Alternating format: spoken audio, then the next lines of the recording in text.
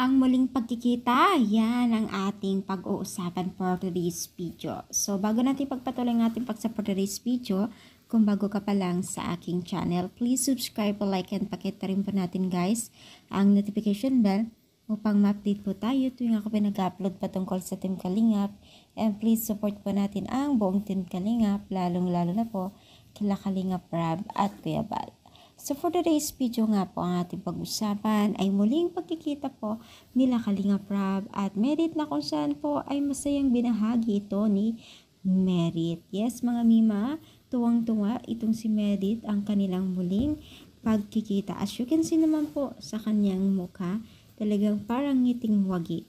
So talagang alam niyo ba guys, napaka-open-minded po ang Team Kalingap na talagang inaalagaan nila once na nagkaroon po ng ganap na beneficiaries po sa mga kabataan. Kalimbawa na lang kay Merit, na talaga alam naman natin na hindi naging maganda yung mga kumakailanman na naging issue, pero kita naman po natin ang nananaig pa rin po ang pagmamahalan ng bawat isa at talagang mas positive po ang kanilang pinapairal kaysa yung negative.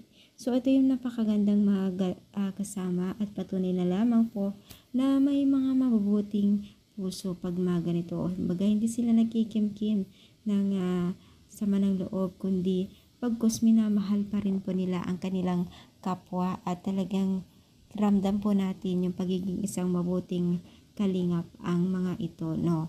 So, sana nga tuloy-tuloy din ang ating pag-suporta sa kanila. At syempre, supportahan din po natin sa Merit. Anong masasabi ninyo? Masaya rin ba kayo? I-comment down. Pa-like po ang ating video.